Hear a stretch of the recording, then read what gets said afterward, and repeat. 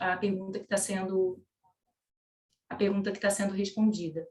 E qualquer pergunta ou dúvida, curiosidade que vocês queiram compartilhar com o grupo, deixem aqui no chat, que a gente vai coletar essas perguntas com o nome de vocês, e ao final a gente vai deixar, tá reservado um tempinho aí de 5 a 10 minutos para troca, tá? A gente retoma as perguntas que vocês deixarem, se alguma não for respondida, né? Porque a gente tentou aí fazer um roteiro mais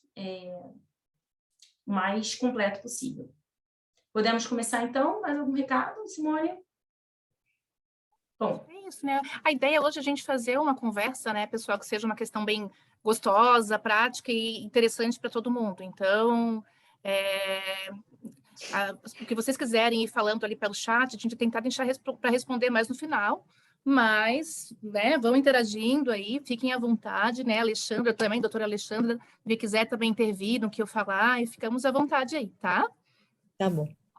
Bom, queria que você falasse um pouquinho, Simone, o que motiva as empresas a implantarem um plano de cargos e salários e o que elas vão ganhar com isso?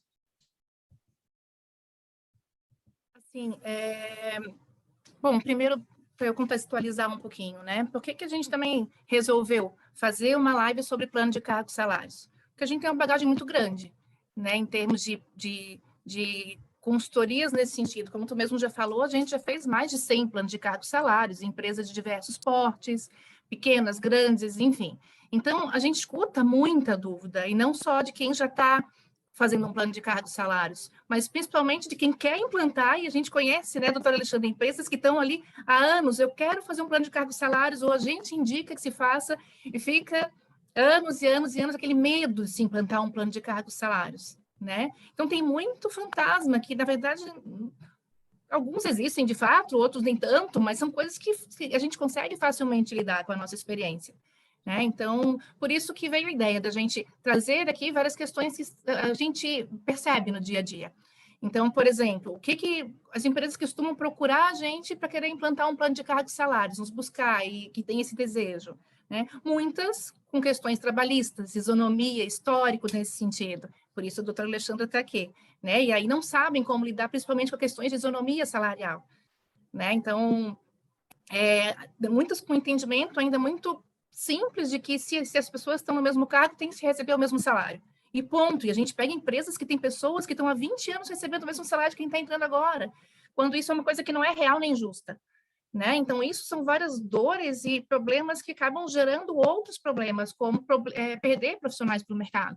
Alta rotatividade, né, desmotivação dos funcionários, e eles não se dão conta, muitas empresas não se dão conta que o problema é esse mau entendimento de questões jurídicas, principalmente, né, de como lidar com essas questões jurídicas de isonomia.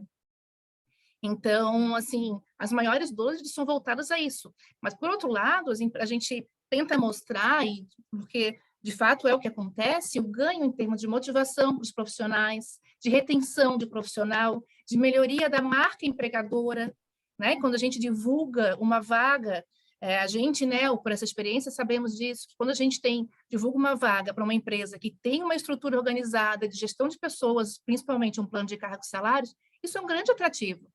Pelo mesmo salário, até salários um pouco diferentes, menores, eu vou preferir uma empresa que tem uma organização salarial, que eu sei como como fazer para crescer, né? Que eu posso fazer uma carreira. Então, são muitos os ganhos, não só alinhamento também de cultura, né? A gente consegue ajudar no alinhamento cultural através de um bom plano de cargos e salários, né? Na questão de trazer a justiça e até uma clareza maior para a gestão de pessoal. Então, assim, de uma forma geral, é a demanda que nos chega, essa é a resposta que a gente dá, né? Essas questões de isonomia são fáceis de lidar, desde que a gente entenda a lei, como funciona na prática, né? Então, a questão é confiar em profissionais que tenham essa experiência, essa bagagem, para que a gente possa nortear e direcionar um plano de cargos e salários que vai ser saudável e vai ser motivador. Agora, realmente, se não tem conhecimento, é melhor, na minha opinião, né, doutora Alexandra, se não tem conhecimento, não faz. Melhor não ter nada, então. né? Queres comentar um pouquinho, doutora Alexandra? Uhum. Eu queria complementar que a área trabalhista, né, eu estou assim, aqui como uma advogada, mas eu sou uma advogada que eu sempre digo que tem que sempre haver essa quebra de paradigma, né, que o jurídico está separado do recursos humanos e da política de cargos e salários. Bem pelo contrário, eu sempre defendi uma interdisciplinariedade, porque o advogado trabalhista ele não é completo sem assessoria de recursos humanos, e aí entram diversas políticas, como aqui nós estamos debatendo uma, assim como vocês, para terem uma segurança jurídica, possam contar com o nosso apoio. Isso tudo porque o assunto que nós estamos aqui comentando, ele envolve relação de trabalho, expectativa do trabalhador, tem as questões relacionadas, como bem pontuado pela Simone, que eu digo que é um slogan, né?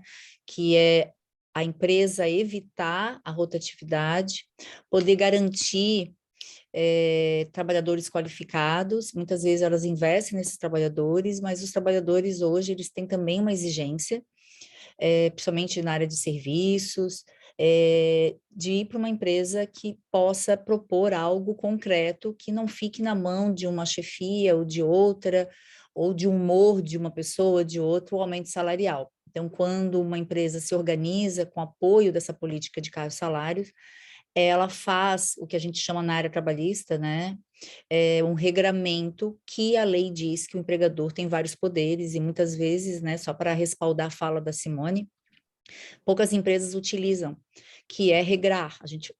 E toda empresa que regra para a CLT, para a lei, é considerado norma, é uma lei, desde que, claro, as normas da empresa elas não violem os limites da legislação. Então, a política de cargos e salários é uma política que a legislação permite ser implantada, ela é lícita, e a empresa, para se respaldar disso, ela tem que ter a segurança, aí sim, de fazer algo que faça a interdisciplinaridade com os valores de mercado, e o que a gente vê, às vezes, não sei se é uma zona de acomodação, né? Às vezes eu acho que é uma zona de acomodação de ficar preocupado que ou é difícil fazer, ou é difícil implantar, porque também mexe na cultura da empresa. Então, caberá a vocês, profissionais da área, darem a segurança jurídica, né? Então, eu diria, para finalizar, que um plano de cargos e salários, no contexto jurídico, é um plano que está fundamentado na legislação, ele não está explícito, mas é o artigo 2º da CLT, quando diz que o empregador tem o direito de dirigir o seu próprio negócio. E ali extrai-se alguns poderes, que é fiscalizar o empregado, monitorar o empregado, comandar o empregado, organizar o ambiente de trabalho e regrar. Então, hoje, na área trabalhista, principalmente com a reforma, aumentou hoje o preventivo nas empresas. A empresa, ela precisa se organizar cada vez mais, documentar, fazer tudo formalizado, porque são provas hoje que são utilizadas nos processos trabalhistas, inclusive as provas digitais. Então, hoje, conversa de WhatsApp, fotos compartilhadas, hoje o juiz ele tem o poder de, assim, se a gente pedir, ter acesso aos celulares dos empregados. Então, hoje a área trabalhista mudou muito, muito, evoluiu. Doutora Alexandra, você mutou. Mutou. Mas não fui eu, deve ser o sistema de vocês. Ah, Bom, sim. as empresas precisam se modernizar. Então, é isso que eu queria dizer para vocês. E aí, quem vai ter que mudar a cultura? Vocês.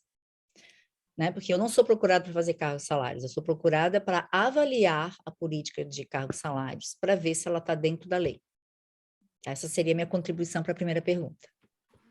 Muito bom. Eu gostaria já que você já estava respondendo algumas questões que a gente iria, de qualquer maneira, fazer daqui a pouquinho, eu acho até que cabe a gente já emendar, que tem a ver com a questão de, atualmente, né, após a reforma trabalhista, se sabe que não se precisa mais homologar.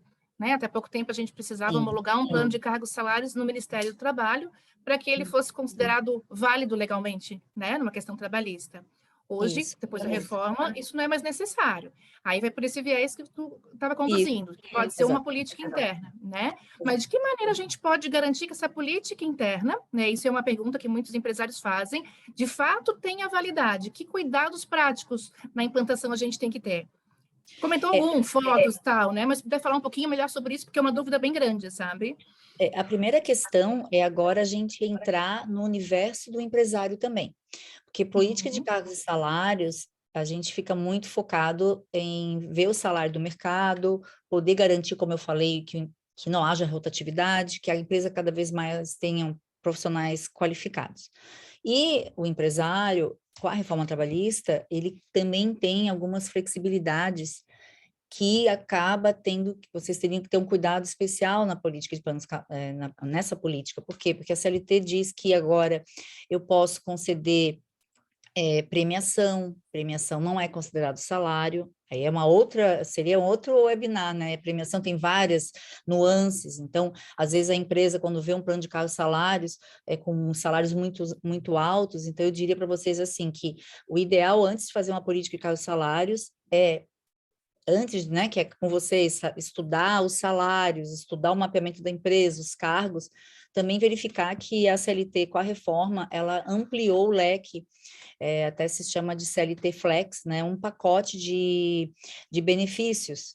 Por quê? Porque, infelizmente, a política de cargos e salários, ela também impacta nos encargos sociais. Então, é claro que, se vocês conseguirem fazer uma política de cargos e salários, dando, né, hipóteses para que o empregador ele também saiba disso, porque eles, no fundo, eles até sabem, mas eles ficam, o que eu vejo com meus clientes, que eles não querem mais políticas, muitos deles, né, e eu tento convencer, e não é à toa que eu sempre indico a empresa também da Simone, é que pode ser feita uma política aos salários unindo duas vertentes, que é conseguir uma boa carreira para os empregados, com um plano, mas tomar um cuidado, Simone, não colocar salários altos, porque a empresa pode dar alguns benefícios, como que estão citados na lei, como premiação, se for possível, assim, em alguns cargos, né?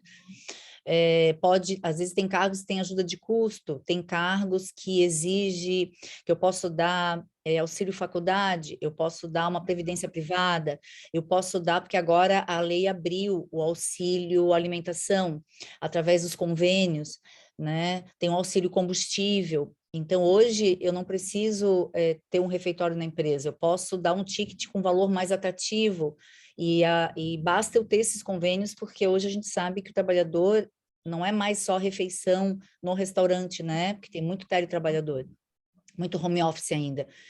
Eu posso botar um valor melhor para ele poder ir no supermercado. Então, assim, eu diria que a reforma trabalhista flexibilizou. E ao flexibilizar, o recursos humanos vai precisar adequar essas duas questões que eu acho que são desafiantes, que é ter um cargo de salários que seja condizente para atrair essa massa trabalhadora, para permanecer, e versus saber que, ao propor um valor, considerar se não é possível deixar ele um pouco menor e agregar outra política de recursos humanos, como uma premiação, ou um comissionamento, ou metas. Essa é a minha visão atual de um bom programa de cargos e salários. E outra questão que eu falei que regrar é lei, eu não faria cargos e salários de forma definitiva, eu faria sempre uma cláusula que anualmente ele será, algo que eu defendo, será revisto, porque todo documento da empresa que já inicie dando que é temporário, não engessa mais a empresa e não cria direito adquirido. Claro que, quando vocês escolherem o salário, não pode mais baixar, mas os futuros cargos, porque às vezes a gente se depara, eu como advogada, que a empresa muda todo. Na pandemia aconteceu isso, aí tinha um plano de cargos e salários que engessa, então também tem que tomar cuidado, e o segredo é tornar o documento provisório, para não, até para vocês poderem trabalhar nele novamente daqui a alguns anos. Seria isso que eu ia expor. E outro cuidado que vocês têm que ter é que todo ano a empresa tem aumento das convenções coletivas de trabalho. Então, às vezes, vocês fazem um plano de cargos, a primeira coisa também eu diria, né, é um pacote. Saber a database da categoria daquela empresa, quando já vai ter o próximo aumento, porque muitas vezes na tabela de vocês já vai ter um acréscimo. Então, é por isso que muitas empresas, às vezes, elas ficam com receio de fazer É o que eu vejo, né? E já tem outras, né? Não é à toa que vocês existem, que fazem os regramentos mesmo. E por último, tomar cuidado de não colocar os PJs, cargos estratégicos, no plano de cargos e salários, né? Porque a partir do momento que tu coloca esses profissionais no plano de cargos e salários, o profissional de recursos humanos, ele criou um passivo para a empresa com prova concreta. Então, a empresa, ela está pejotizando, porque ali agora permite, desde que tenha outros cuidados, aí é uma outra webinar para a gente falar nisso. Mas vamos supor que eu estou falando de um caso lícito, né? Possível. Tem que tomar muito cuidado, porque a fala dentro de uma empresa, e vocês estão chegando nessa empresa, eles misturam os cargos. Então, o primeiro mapeamento tem que fazer é saber mapear quantos empregados tem e as hierarquias e quantos terceiros tem. Aí já separa essas pessoas, que às vezes o próprio interno não sabe dizer para vocês. Então, eu quero saber quem é PJ, quem é isso, qual é o cargo desse. Ao separar, vocês vão se dedicar aos empregados. E, às vezes, vocês vão convencer a própria empresa que aquele coordenador que é PJ, ele teria que ser seletista. Não dá para botar ali. Eles misturam muito. Depois de fazer gestão, né, doutora Alexandra? Isso. É importante que sejam CLT, né? Isso, aí tem que separar. Separado, cuidar.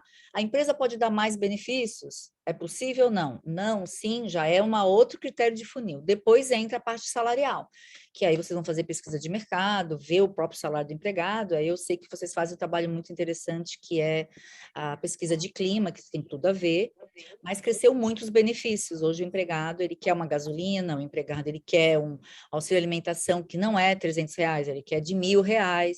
Então, isso tem que ser considerado também, porque aí o empregador, que é o contratante do serviço de vocês, vai se sentir mais seguro que a política de vocês, ela vai agregar benefícios e ela vai agregar também esse cuidado de separar os PJs, que é um assunto que não tem nos livros de gestão de pessoas, não tem, e é isso que eu falo da minha experiência mesmo, porque a gente só vai ver isso desaguar lá na justiça. Então, eu queria colaborar com isso, que eu sou muito atuante em compliance trabalhista, eu realmente sou uma advogada, não do litígio, eu faço litígio, mas eu estou dentro das empresas. Então, o bom é que eu consigo saber como os juízes pensam por causa dos processos, mas eu também estou dentro, então eu posso falar assim, me sinto legítima para compartilhar com vocês, porque eu escuto as falas dos empresários. Sou eu que reviso a política de planos de salários, sou eu que às vezes tenho que chamar, pedir para quem, né, foi contratado, uma empresa externa, olha, toma cuidado com isso, eu ajudo, né, dentro do que eu posso colaborar. E aí acaba criando um baita projeto, e dá certo. Aí eu entro com a fala anterior. O regramento, ele faz com que essa política seja transparente, e é mais interessante para o trabalhador se sentir satisfeito na relação de emprego.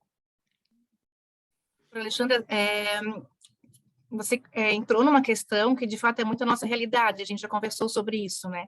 Cada vez mais a gente está com clientes e empresas, isso eu acho que é uma realidade, né, do Brasil. Por quê? Porque está muito mais fácil hoje ter colaboradores PJ também, né? De fato, assim, está mais fácil porque as regras ficaram mais flexíveis, né? Sobre poder ter profissionais na atividade fim trabalhando como PJ, né? Então, hoje a gente tem empresas que pelo menos metade dos colaboradores são tratados como colaboradores, mas são PJs. E aí, é um desafio para a gente. Como lidar com isso? O plano de cargos e salários é um deles, mas não é só, é fazer a gestão de pessoas que não são CLT, né? E a gente sabe que tudo forma um vínculo, tudo cria um vínculo se a gente, né, desde que a gente trate como colaborador, né? Então, a gente tem esse desafio no dia a dia. As empresas querem também levar um programa de remuneração para essas pessoas, porque também querem motivá-los, né? Então, assim, a gente faz bem de acordo com a tua orientação, já foi feita de que a gente faz um plano de cargos e salários voltado para os seletistas. Se eles quiserem usar aquela pesquisa salarial que foi feita para um CLT, ou seja, tem os encargos ali em cima, é um outro valor como referência para contratar um PJ, ok. Só que, né, a gente sabe que tem os encargos em cima, né, e dependendo da configuração da empresa, os encargos são diferentes, a gente orienta nesse sentido. Então, tu pode usar como referência, mas a gente não vai dizer que se aplica a eles, porque não tem como, não se aplica, né? E também a gente orienta para que não tenham pessoas no mesmo papel também. Então, PJs e seletistas, né? Acho que foi uma orientação também, né? PJs e seletistas na mesma função. Isso ajuda Não, muito aí é passivo de... até certo, né? até importante porque esse assunto acaba sendo um alvo de preocupação de vocês, e isso acontece. E, infelizmente, né, a lei, ela flexibilizou, mas ela não abriu a porteira para nós mascararmos vínculos de emprego com contratos de PJ, né? Então, eu tenho uma empresa, por exemplo, que eu tive que fazer esse mapeamento, estava tudo perdido, né? E eu falei para a empresa, olha, você tem X PJs, e eu identifiquei 10 autênticos PJs. Aí eu falei para a empresa, vocês precisam arrumar os outros 20, porque se vocês manterem 30 PJs, e esses de 10 ganhavam muito bem, que eram os serviços especializados, você vai criar um passivo de todos, porque aí aqueles contratos que são os bons, que estão corretos, vai para a vala, que a gente chama de trabalho, da vala fica tudo generalizado. Então, o juiz começa a condenar o todo. Então, a empresa que me escuta é bom, porque aí ela coloca esses trabalhadores, então, na CLT, ou arrisca, mas aí é o problema da empresa, né? Pelo menos é um risco mensurado, né? Que é mais fácil para eu defender para o juiz, que aqueles cargos são especializados, né? Então, que eles são gestores, mas eles não têm voz de comando, eles é como se eles comandassem os gerentes, né? E a empresa está misturando gerente, coordenador, tudo com PJs. Isso aí, só para dizer para vocês que isso é o que a gente chama síndrome da pejotização, que ela também é considerada ilícita.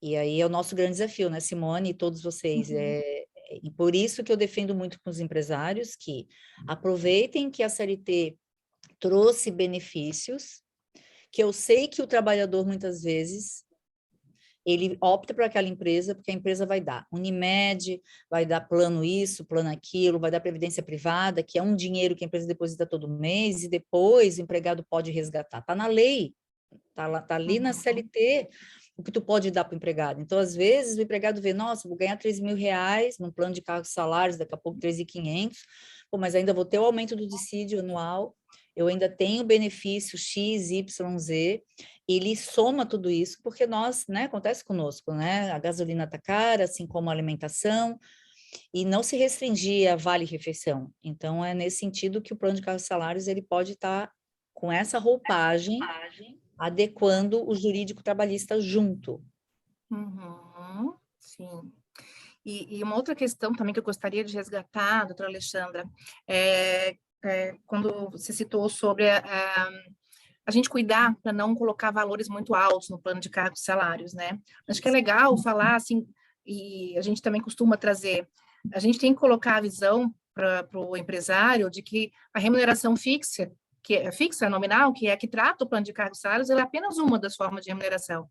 É claro que dependendo do perfil do profissional da tua empresa e das áreas, precisa pagar uma remuneração fixa mais alta ou não, né? Tem perfis que exigem uma remuneração um pouco mais fixa, que são, de repente, pessoas com uma idade um pouco maior, que têm um trabalho mais burocrático, mas também tem as atividades que a gente pode segurar um pouquinho mais, né?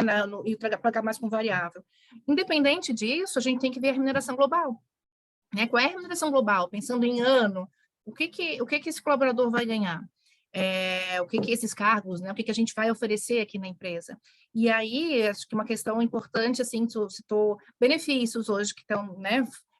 Que são uma ótima forma de remuneração, premiação, bonificação, eu adoro também, pela questão de não ter os encargos ali, né? E não só por ela ser uma remuneração muito estratégica, porque dependendo das regras e critérios que você cria, ela se torna um motivador para atingir objetivos, né? Mais claro, mais explícito ainda do que um plano de cargos e salários, né? Então, assim, a gente costuma orientar que a gente tem que imaginar a remuneração global, né? E quanto mais a gente trabalhar com remunerações, inclusive variáveis, como bonificação e premiação, mais a gente está trabalhando de forma estratégica no direcionamento dos colaboradores. Sim. Né? Então, é bem importante a gente ver esse montante, né? No montante, o programa de benefícios é atrativo, a remuneração fixa está ali no mercado, né? A gente tem programas de incentivo através de remuneração variável que sejam motivadores para o além, né? Para atingir o extra, o plus. Né? Então, acho que são as formas de remuneração que também fogem um pouquinho do nosso webinar, também daria um outro webinar, né? Mas a gente tem diversas formas de remunerar e a gente tem que pensar em todas quando a gente implanta um plano de cargos e salários, não olhar só para o nominal. Acho que essa é uma questão importante também, que vale a pena a gente trazer, né? Com certeza. Bom, Natália, queres continuar para uma próxima pergunta? Eu estou me dando conta do quanto a gente foi pretensiosa aqui, né? Acho que cada pergunta nossa dava um webinar. Aí a gente falou bastante, né? É a arte da compilação, né? A doutora Alexandra está conseguindo trazer de uma forma sucinta, né? Sintética, mas realmente cada pergunta dá um webinar diferente. Bom, sobre o PJ, só para ficar claro, doutora Alexandra, bem objetivamente, qual seria a solução quando as empresas têm uma quantidade grande de PJs exercendo cargos importantes? A primeira questão, como eu falei antes, né? Juridicamente, ela não pode ter um excesso de PJs. Porque a pejotização, o PJ são serviços especializados, estratégicos, pode ser, mas são pessoas que elas vão agregar com a sua especialidade, como eu, por exemplo, como eu sou contratada, né, no compliance eu fico muito dentro da empresa, eu agrego, sou PJ, porque eu fico algumas horas na empresa, mas eu não sou comandada pela empresa, aliás, é eu que comando, porque eu que tenho a especialidade.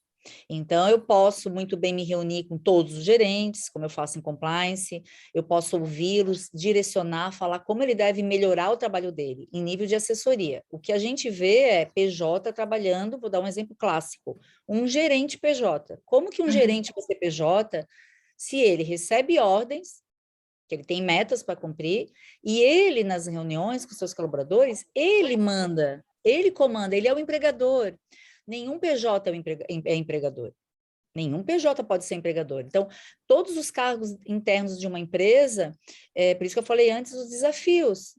O desafio do RH de vocês é, pelo menos, chamar a atenção da empresa, que às vezes ela quer um pacote e vocês, se vocês não tomarem cuidado com essa visão, que está com muito PJ, vai acabar vocês criando um passivo para a empresa, porque a empresa põe o cenário e é aquilo, né? Então, vocês precisam, muitas vezes, mapear e dizer para eles, olha, a gente vai fazer o plano de cargos e salários para os seletistas, então essa é a primeira questão preventiva que vocês devem tomar cuidado, não incluir os PJs de jeito nenhum, se vocês incluírem, vocês criarão, porque aí depois a culpa sempre é da gente, né?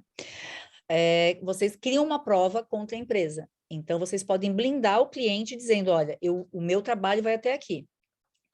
Os outros, eles estão fora. E a explicação é simples, porque vocês verificaram que eles são vozes de comando. O empregador para a CLT não é o dono da empresa, né? Para ficar bem claro aqui. Empregador para a CLT, por isso que tem os cargos de confiança, são todas as pessoas munidas do cargo de confiança, elas fazem a gestão da sua área, através de comandos. Elas monitoram, elas fiscalizam. E hoje a gente sabe que um dono de uma empresa, ele não vai lá no chão de fábrica todo dia fiscalizar se tem produtividade. Ele não vai verificar se o empregado é assíduo. Ele tem os seus líderes, né? E esses líderes, eles ganham da lei o nome de empregador de fato. Por isso que cargo de confiança, para ser cargo de confiança, tem que ter esse poder. E aí a gente vai ter uma outra webinar, porque aí tem quem realmente tem que ser cargo de confiança. Então, só para ser mais objetiva, eu jamais faria cargos salários com PJ de jeito nenhum. E aí tem que expor isso para a empresa. Não tem solução, é que PJ é PJ e CLT é CLT. Não tem meio termo, o meio termo é passivo. Então, pelo menos, se vocês não tiverem como ter essa voz, então faça o plano de cargos salários dos seletistas.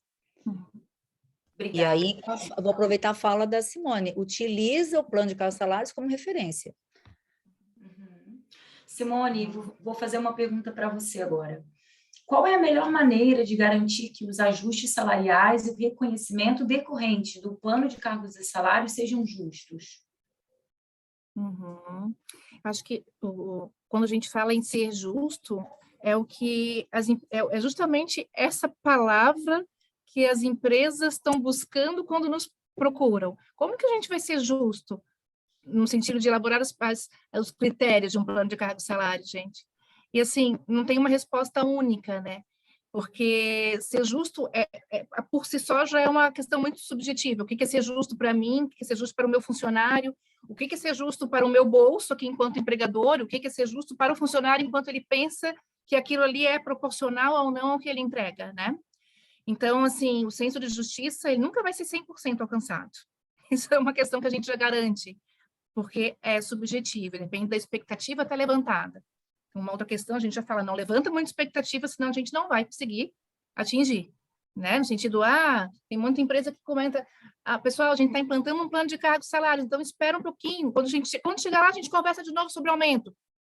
Dá a entender que a gente vai dar aumento quando o plano de cargos e salários estiver pronto, né? Então, assim, esse tipo de coisa começa a mudar a expectativa e faz com que o senso de justiça seja cada vez diferente, mais diferente para cada pessoa. Então, assim, primeiro eu sempre digo, o plano de cargos e salários, ele tem que ser justo com relação ao critério de saúde financeira da empresa. Porque também não adianta a gente dizer, o mercado paga tanto e a empresa não pode arcar com aquilo, não adianta nada a gente fazer um plano de cargos e salários que é justo para o mercado, ou justo para os funcionários, ela não vai conseguir dar conta de arcar com aquela que ela cumpriu, né? que ela se determinou a fazer. Então, primeira coisa, tem que caber no bolso, tem que ser justo em relação à empresa, né? Um centro de justiça que é muito importante, que ser cuidado dentro de um plano de cargos e salários, é a justiça interna, muito mais até do que em relação ao mercado.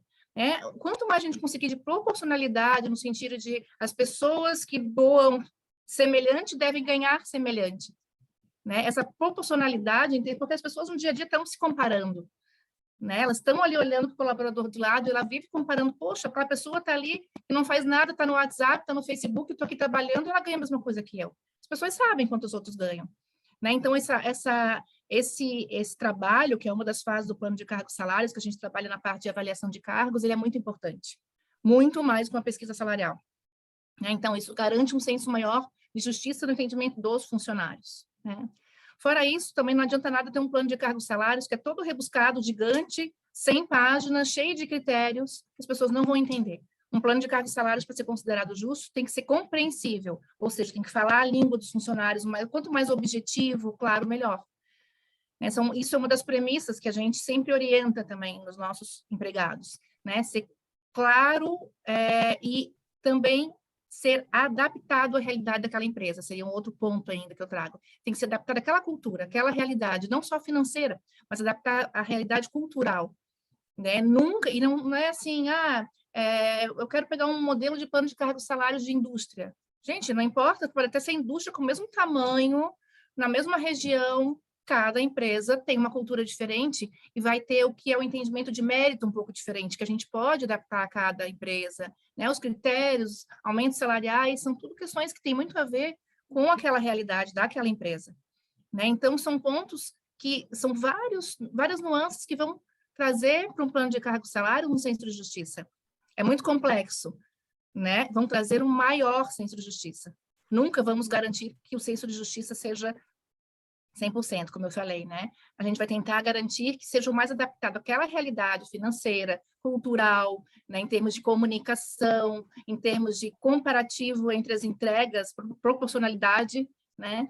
E dessa maneira tentar fazer com que ele seja o mais motivador possível, né? De qualquer maneira, é bem normal, né? A gente sempre já avisa, é bem normal quando tem pessoas que vão reclamar de início, porque é uma regra que está sendo implantada, as expectativas eram outras, né? Mas a longo prazo a gente tem uma experiência de que todo o plano de cargos e salários que a gente já implantou, ele é a longo prazo, quando seguido e tendo assim uma continuidade, aplicado de fato, né? Ou seja, que as regras continuem a sendo aplicadas, a gente vê uma motivação a longo prazo. Às vezes não é imediata, porque tem toda uma adaptação pela qual a empresa tem que passar, principalmente os líderes, né, doutora Alexandra? A gente sabe quanto de início, quando a empresa está acostumada, a empresa tem uma cultura de que os líderes fazem o que querem, pagam o que querem, porque não tinha regra. Então, cada gestor de área faz a sua maneira. Então, quando tu implanta uma regra, tem toda uma mudança cultural pela qual a empresa tem que passar. E normalmente não é fácil. Mas a longo prazo vai ser. Eles vão ver os ganhos, né? Porque pode ter pessoas que, poxa, eu dava aumento quando eu queria, agora eu não posso mais. Não pode, porque a gente é uma única empresa, a gente não é várias empresas aqui dentro, a gente não temos, né, várias empreendedores aqui dentro, a gente tem uma única empresa, aqui só tem a empresa tal, então a gente tem que pensar igual, agir igual. agir igual, né? Ter conforme as mesmas regras, os mesmos critérios. Então, esse senso de justiça é uma questão, né? Voltando à pergunta, é uma questão complicada, a gente sabe, mas com a nossa experiência a gente consegue direcionar da melhor maneira para que ele seja o mais sentido possível, né? Que não a curto, mas a longo prazo. É porque muitas vezes a gente pensa nos aspectos financeiros, administrativos, mercadológicos, trabalhistas, e tem que pensar também nos aspectos psicológicos, né, da implantação do plano, né? Então, a gente acaba cuidando muito disso. Eu gostaria de aproveitar a tua resposta e fazer uma pergunta à doutora Alexandra a respeito da senioridade, né? Quando uma das etapas do plano é o enquadramento dos funcionários por uma linha ali de progressão, né, de senioridade. Trabalhar com níveis de senioridade é uma forma segura para justificar diferenças salariais? Como garantir que esta prática seja efetiva e segura para os colaboradores, né? E também para o empregador? Bom, a lei, né, de uma forma bem objetiva, a lei, como eu falei, ela tem um artigo só que cuida do princípio da igualdade, e ela tem 2 critérios. Um critério da senioridade que poderia ser encaixado pela valoração do trabalho e a produtividade como pontos de diferença. Por isso que entra dentro da política de cargos e salários as avaliações de desempenho, tem muitas empresas que usam esse modelo como uma forma de diferenciar o salário entre um e outro, mesmo que tenha o mesmo nome, porque na Justiça do Trabalho não é a nomenclatura do cargo, e sim, de fato, que uma pessoa faz em relação à outra. E aí tem vários modelos, que eu não conheço as linhas de doutrina de vocês, né? Se usam nomenclaturas diferentes ou não. Mas na área trabalhista, ela deixou mais livre para vocês atuarem. Então, eu só diria para colaborar que, se é livre, quais são os limites, né? É que seja considerado o que é trabalho igual. Então, tem um conceito na CLT, trabalho igual não é por nome do cargo, e sim pela mesma produtividade e mesma valoração. Então, um trabalhador só pode achar que é igual ao outro. Vamos dar um exemplo clássico, call center. Vocês ficam o dia inteiro atendendo telefone. Não tem diferença, né? Então, nessa questão, tem que ter salários iguais. Aí entra a questão temporal, que é que, se essas duas pessoas já fazem o mesmo trabalho, será que elas têm que ganhar igual? Aí a lei diz que não. Aí existe nessa função um prazo, né, que a gente chama de 2 anos, até 2 anos, em que se iguala o salário, mas passou de 2 anos, eu posso trabalhar igual a Simone. Alguém vai olhar, vai gravar, mas eu vou dizer, olha, a Simone ganha mais porque ela está mais de 2 anos no mesmo cargo. Então, a CLT só deu esses limites. Então, por isso que eu não vejo, né, nenhum ponto negativo na tua pergunta, né? Bem pelo contrário, a liberdade de vocês, ela é gigante. A criatividade, como, aproveitando a fala da Simone, mais ainda, né? A criatividade que eu digo, a criatividade de você encontrar um ponto de equilíbrio entre uma justiça interna, entre o salário do mercado e valorizar o trabalhador, porque é muito complicado na questão psicológica, também usando a tua fala, Natália, para o empregado que vê um outro colega ganhar mais, e ele também tem que entender por que ele ganha menos. Então, às vezes, tem a política de cargos, né? Então, a política, para mim, ela é um grande instrumento de você distribuir uma igualdade, mesmo que tenha salários diferentes, porque a igualdade não quer dizer que todos têm que ganhar igual, os critérios são iguais, dentro daquele patamar que você vai escolher. Então, eu fico tranquila que eu tenho menos tempo de trabalho que a Simone, porque tem um cargo de salários, de repente, quando eu chegar lá no tempo X, eu vou ter aquele salário, mas também tem a meritocracia. Então, hoje o que eu vejo é que as empresas, elas buscam a meritocracia dentro da política de cargos e salários também. Obrigada, doutora Alexandra. Eu vou fazer a última pergunta e a gente vai para a rodada de perguntas. Eu vi pelo menos uma ou duas aqui no chat, e é para a doutora Alexandra, né? Algumas empresas gostariam que alguns de seus colaboradores recebessem a gratificação de confiança para terem seus horários mais flexíveis, para que estes não precisassem bater ponto. Tocando em questões legais, para quais cargos ou situações a gratificação de confiança de fato se aplica, de modo a não trazer um passivo trabalhista? Bom, é bem importante, tá? que a lei, ela conceitua, lá no 62, inciso 2, quando ela diz que não são regidos por esse capítulo, que é da jornada. Olha só, não entra nem no capítulo do contrato, é lá na jornada. Por isso a confusão, e a tua pergunta é bem importante ser feita nesse assunto. Ela está lá perdido, né? Ali é o teletrabalhador, trabalho externo, e está lá cargo de confiança. Só que a lei, ela conceitua cargo de confiança, cuja lei muitas vezes não é de conhecimento do empresário. Então, a lei diz que cargo de confiança é a pessoa que tem cargo de gestão. O que é cargo de gestão? Aí ela dá alguns exemplos, ela lista cargos, mas é exemplificativo, não é taxativo. Ela fala gerente, coordenador, né? Mas não é exemplificativo. Por quê? Porque tu pode ter um líder que ele não tem nem curso superior, só que ele comanda, como já aconteceu comigo, 1.000 empregados no chão de fábrica. Ele é ou não cargo de confiança? Como é que a gente descobre? Não é pelo cargo, é o que ele exerce lá dentro. Ele é líder? É. Ele comanda 1.000 empregados? Podia ser 100, tá? Comanda. Ele monitora, é quando eu chamo, vou voltar às minhas falas anteriores para ver como é importante o artigo 2º da CLT. Cargo de confiança ou detentor de cargo de gestão é quando são líderes que lideram, óbvio, não é o líder sozinho, ele lidera e ele ganha do empregador os poderes do empregador, que é monitorar, comandar, organizar, regrar. A partir do momento que tu encontra essas afinidades no cargo, que pode ser o nome de gerente, pode ser coordenador, né? Um nome mais bonito, né? Porque vocês fazem muitos cargos, hoje as empresas estão numa criatividade, né, de cargos, aí você identifica. Agora, eu quero ter uma jornada mais flexível. É um erro tu enquadrar essas pessoas no 62. É mais fácil tu fazer o banco de horas.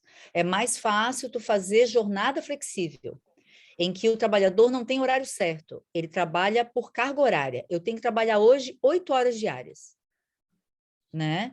E ele vai ter que marcar o ponto, sim, quando ele for trabalhar. Então, hoje a CLT, pelo menos, ela ampliou, até 20 empregados não precisa ter cartão de ponto, mas mais de 20, sim. E é isso que eu queria colaborar com vocês, né? Porque o que acontece se a empresa só quer dar flexibilidade para o empregado e põe cargo de confiança? Porque, infelizmente, vai criar um passivo, porque tu não tem como controlar. A pessoa na petição inicial vai dizer que fazia 5 horas extras e tu não tem o controle disso. Aí vai ter que ficar à mercê da prova testemunhal, e eu acho muito perigoso. Querendo correr esse risco, né, Alexandra? Eu vejo muitas empresas querendo correr esse risco, tipo, não, mas para mim é uma grande economia colocar algumas pessoas em cargo de coordenação, mas não pensam lá para frente, o passivo que estão correndo, que pode ser muito maior, né? Exatamente. Né? Mas, às vezes, também tu pode descobrir que é o autêntico coordenador, tem a gestão, né?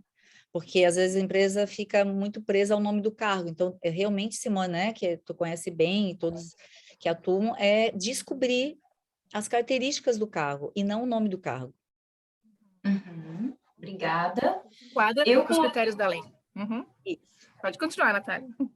Eu coloquei aqui no chat o link do artigo do blog da ANEEL, com todas as etapas do plano, né, as 9 etapas que a gente escreveu lá. A doutora Alexandra tem um blog, né, que é bem movimentado também. Se quiser deixar aqui o link do seu blog, a gente também envia no nosso WhatsApp, do grupo aqui do webinar.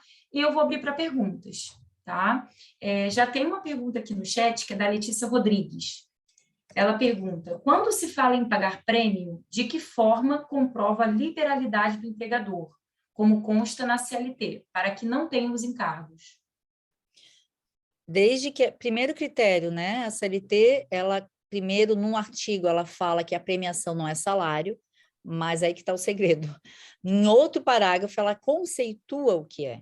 Então, ela diz que tem que ser com liberalidade e para premiar algo extraordinário que o empregado faz. É igual, eu sempre brinco na sala de aula com meus alunos da pós, é medalhista mesmo de Ironman. Então, eu vou premiar aquele empregado porque ele atingiu algo extraordinário. Esse extraordinário vai depender do tipo de empresa. Tu tens que avaliar esse extraordinário. O que não é extraordinário é ordinário, que é, eu não tenho critério, e aí eu criei lá uma avaliação que não é que eu quero pagar e mascarar um aumento salarial através de premiação. Então, eu fico pagando todo mês um valor. Então, a CLT, ela já deu 2 limites. Liberalidade porque ela não faz parte de plano de cargos e salários, primeiro. Tá? Primeiro segredinho, não pode constar. Eu posso citar no anexo outros benefícios que a empresa vai dar. Então, a premiação, ela não faz parte do contrato de trabalho, ela não faz parte de plano de cargos e salários. Então, eu vou dar. Mas por que eu vou dar? Eu vou usar um critério. Nossa, aquele empregado no semestre vendeu muito.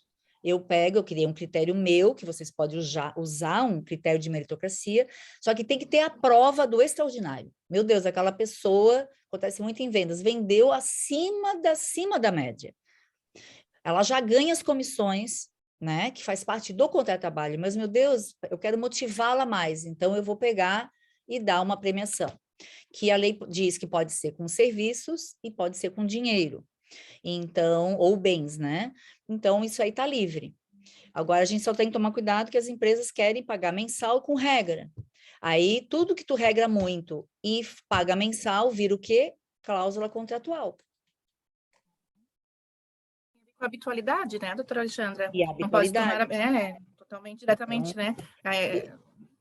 Até, sim, assim, a gente faça uma documentos dúvida. bem, quando paga, eu até prefiro dizer, olha, eu estou pagando por liberalidade o valor de R$ 3.000, porque no mês tal ele fez um serviço extraordinário e justifico. Eu prefiro quanto mais simples, melhor, e que não seja com habitualidade. Não precisaria, o ideal é que nem faça uma política, nem que seja para esse trimestre. Política de meta, não precisa nem fazer isso, só divulga. Entendi. É porque é dele. O ato liberal significa que o empregador ele não vai expor o porquê que ele está dando.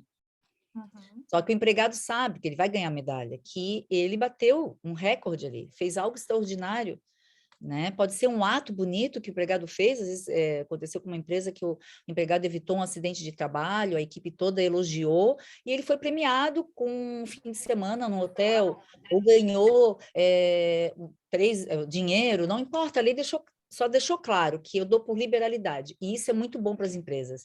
Então, no plano de cargos e salários, pode ser citado esse benefício, que o empregador, de surpresa, por liberalidade, pode ainda acrescentar as premiações pela alta performance dos empregados de forma extraordinária. Senão, daqui a pouco, tem empregado não trabalhando direito, porque ele só quer o prêmio. E o trabalhar, a assiduidade faz parte da obrigação do empregado, né? Doutora Alexandra, eu tenho mais uma pergunta também nesse mesmo tema. Simone, posso falar ou você vai comentar alguma coisa? Não, posso comentar. Aline Oliveira, quando a empresa paga prêmio de produção de forma fixa, sem comprovação de desempenho extraordinário, e ainda paga esse prêmio no cartão alimentação, qual é o risco? Bom, ali está tudo muito mascarado, né? Porque eu entendi a pergunta, mas o empregador colocou esse prêmio dentro do cartão. Então, se ficar comprovado o que a Aline aqui descreveu, e aqui seria prova testemunhal, o passivo, ele já existe, né? Eu digo, mas como é que se comprova isso? Porque às vezes a gente vê algo tão bem feito, e eu também tenho que ser objetiva aqui na minha fala. Então, se se ela não tivesse falado aqui que estava tudo no cartão, eu já ia dizer que o passivo é imediato, porque vai ter esse pagamento mensal, é o chamado salário por fora. Colocou na alimentação, aí vai ter que ter a prova que o empregado, digamos, ganhou mais e por quê? Tem empresas que já estão colocando mais alimentação para justamente justificar a meritocracia. E aí é difícil tu comprovar isso, que não é salário. É só com prova testemunhal. Que aqui, pela pergunta dela, está tudo no cartão, né? Mas se ela consegue lançar como premiação e bonificação, pagando como alimentação? Não, né? Não, é isso que eu não entendo. Não tem vantagem, né? É difícil provar. Você quer explicar, Aline, um pouco? Que aí eu não sei se é um caso Bem, dela. boa noite. Boa noite. Quero explicar. É o seguinte, a gente tem... eu vejo natureza salarial e tenho tratado dessa maneira, mas só para validar o entendimento. A gente tem isso na produção. Tem operadores de produção, no qual eu pago salário, mais insalubridade, e eu tenho um prêmio de produção, que esse prêmio não está vinculado a nada. Ele é fixo, todo mês entra no cartão alimentação e ele é titulado prêmio de produção. E aí ele faz o crédito no cartão alimentação. Então, eu não tenho como comprovar que aquilo... E faz o crédito numa data diferente do crédito de alimentação. E faz esse crédito fixo. Então, Só se ficar comprovado, só se ficar comprovado. Tá? Se ficar um acaba comprovado... sendo testemunha do outro, né? Porque, assim, não está vinculado a nada. Mas aí se não tem regra, entendeu? Aí é difícil para um juiz entender. A tua fala tinha que ter documento comprovando isso, porque o Vale Alimentação agora foi liberado, né? Então tem que fazer a prova de que tem essa manobra. Porque o passivo já é passivo, ele é salário. Eu entendi a tua pergunta. Só que eu estou indo além, né? Que eu sou advogada de audiência. Aí eu já sei que aí eles não conseguem comprovar, o juiz não vai dar. Tem que comprovar a manobra. Como é que eles vão provar que o valor colocado a mais, aí isso aí dá outro webinar também. Como é que ele prova? Né? Um fala para o outro também não é o suficiente. Qual é a base? Agora, se tu me falar que a empresa tem uma política escrita que diz que a premiação é por isso, e ainda põe no Vale Alimentação, aí ela realmente tem que rezar, porque vai ter ação trabalhista e vai perder. Entendeu? Aí eu não sei como é que foi feito. Aí teria que estudar com mais profundidade o caso prático da tua empresa. É para ver como resolver, né? Uma coisa que já está... É uma coisa já antiga, porque eu assumi o RH tem 2 anos. É uma coisa antiga, que é uma prática que não deixa de ser uma forma de complemento salarial. Tá. E a partir do momento que eu não consigo medir nada, e eu não penalizo aquele que tem um desempenho diferente do outro, ou eu não beneficio o que tem o desempenho diferente do outro, para mim é salário. Só que aí é uma maneira de tirar a carga tributária. Ele joga no cartão e ele deixa de trazer aquilo para a folha de pagamento. É exatamente isso. Aí é difícil comprovar. Não é impossível, mas é difícil convencer o juiz que não é, que a empresa vai defender que é um auxílio alimentação por cartão. E ainda mais que tu falou que ela não diferencia. Então, se ela não diferencia, vai caracterizar mais auxílio alimentação do que se ela diferenciasse, por incrível que pareça. Porque se ela diferenciasse, aí é a prova da premiação. Da premiação. Opa, Natália, tá sem microfone. Eu vou encerrar, então, com mais 2 perguntas que estão aqui, eu acho que são mais pontuais, né? A da Ana Jordão eu não entendi. Cargo de coordenação pode registrar ponto e computar Hora extra. Hora extra. Hora extra. Ah, tá. É aquilo que eu falei, né? A pergunta está direcionada com o nome de um cargo. A CLT ela fez só um título exemplificativo. Eu nunca utilizo o nome do cargo para avaliar. Eu uso quais perguntas? E eu vou falar de novo nesse assunto que é bem importante, que são perguntas que vocês podem fazer para o cliente de vocês. Né? A pessoa que tu quer que não anote o ponto, ou a pessoa que está em cargo de confiança. São várias perguntas. Primeiro, ela é líder. Segundo, ela comanda quantos empregados? Terceiro, ela monitora, ela dá punição, ela disciplina, ela chama atenção. Se ela precisar chamar numa reunião, é ela que vai, né? Ou vai pedir para outra pessoa, ela tem gestão, aí você pode classificar como cargo de confiança. E de qualquer maneira, Alexandre, ela só vai não bater ponto caso receba os 40% sobre o salário mais baixo, o salário mais alto abaixo dela, certo? Também, né? Também tem isso, né? Não, porque não é só chamar de coordenador, né? Ela tem que ter aquela remuneração de 40% ganhar mais do salário mais baixo, mais alto abaixo dela, né? Porque aí, às vezes, eu já tive uma ação trabalhista que o trabalhador preferiu, em vez de pedir hora extra, ele não ganhava 40% a mais. O advogado foi muito inteligente. Ele não pediu hora extra. Porque ela trabalhava direitinho 8 horas. O que o advogado pediu? As diferenças salariais mês a mês, porque ela era detentora de cargo de confiança para a empresa, no fundo ela não era, e ela pediu a diferença. Eu já tenho esses pedidos. Ela pede, dá muito dinheiro. Porque a empresa, né, tu ganha 2.000, outro 1.000. Aí esse, tu põe em cargo de confiança. Só que a pessoa não faz hora extra. O que o advogado faz? Cargo de confiança? Eu vou pedir, então, ela pergunta para o cliente, o cargo anterior é 1.000? 1.000? Aí, estou dando um exemplo hipotético. Faz o cálculo direitinho e diz para o juiz, mês a mês tem diferença sobre tudo. Então, também tem que tomar cuidado sobre esse aspecto. As empresas colocam as pessoas e não fazem a pesquisa. se é 40% a mais. Eu sempre digo, olha, se tu quiser dar uma promoção, o empregado pede muito para não tá ponto, então faz o seguinte, tu consegue dar, qual é o cargo que abaixo dele? Tu quer dar 40% a mais? Ele ganha 40% a mais? Essa é a minha primeira pergunta. Se ganha, aí eu vou para a segunda. Ele monitora, comanda, ok, tá liberado. Agora já tem muitos casos que a empresa diz o seguinte, não, ele só ganha 10% a mais que o de baixo. Pronto, é 30% por mês que tu queria Pensar como gratificação. Uhum. A última pergunta aqui no chat, e aí a Aline levantou a mão e a gente encerra, tá, pessoal? A gente vai ter que encerrar até 8h10 no máximo. Então, a Joyce Valentim perguntou, ajuda de custo pagas em holerite pode ser considerado composição de salário? Bom, a reforma trabalhista, além da premiação, ela diz que pode ser lançada ajuda de custo, como despesas com viagem, deve ser lançado no lerite, mas não é considerado como salário, está explicitamente ali na lei, desde que seja ajuda de custo e desde que seja despesas com viagem. Não tem, caiu o limite, né? Então, eu posso ter uma ajuda de custo super alta, porque hoje as coisas, né? Tem aéreo, tem outras despesas, então não tem mais aquele limite que se passar 50% do salário, é salário. Não, caiu tudo, e a lista de que não é salário entraria premiação e e no caso, essa pergunta, ajuda de custo e despesas com viagens. Então, pode Obrigada, doutora aumentar Alexandre. sem problema. Obrigada. Então, para finalizar, Aline, e aí a gente encerra, né? Dou a palavra à doutora Alexandre e a Simone para encerrarem também.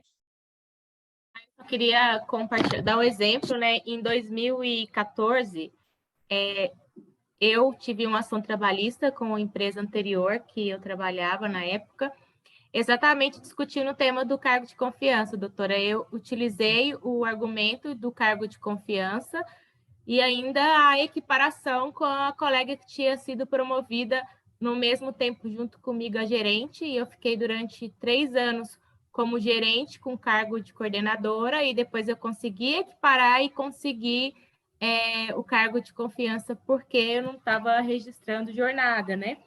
E foi uma indenização considerável, e foi discutindo exatamente essa tese que foi aqui exemplificada. Já tem um tempinho, 2014. Que eles pedem isso e ganha. Aí é bem fácil, não precisa nem ter testemunha. Ganha fácil. Foi documental, foi tudo Isso documental. mesmo. E aí a própria testemunha da empresa confirmou os fatos. Ou seja, a verdade apareceu, nua e crua. Simone, está contigo o bastão, né, para encerrar, passar para a doutora Alexandra. E quero agradecer a todos aqui pela presença. A gente manteve aí mais de 50 pessoas em alguns momentos, e estamos até agora com 49 presentes, né? Tá ótimo. Bom, primeiro, doutora Alexandra, muito bom mesmo, sempre, né? Eu sempre aprendo coisas novas quando a gente conversa, então, para mim, é ótimo também te indicar, porque eu aprendo muito também, né? Obrigada. Então, é muito sempre enriquecedor para questões práticas que tu traz, né? Da vivência prática, não é só de questões legais, né? Da legislação como mas a legislação, de fato, na prática, como ela ocorre. Então, muito obrigada mesmo, obrigada por todo mundo, o pessoal que estava aqui com a gente, né? Espero que a gente possa ajudar vocês em qualquer outro momento. Então, a gente, né, a ANEEL está à disposição para qualquer empresa sempre também que queira conversar, tirar dúvidas. Olha, a gente gostaria de implantar um plano de cargos e salários, mas a nossa situação é essa, os nossos medos são esses, a gente sempre vai e conversa. Então, é só entrar em contato com a gente, né, e marcar que a gente está aí para ajudar a desmistificar, né, como de fato isso ocorre, o que ocorre. Tá? Então, muito obrigada a todos. Boa noite. E, precisando, estamos aqui. Boa noite a todos. Me sinto privilegiada de estar aqui com todos, né? E poder contribuir de alguma forma com as reflexões e colaborar no dia a dia aí de vocês. Muito obrigada também pela atenção de todos. Obrigada, gente. Boa noite. Boa noite.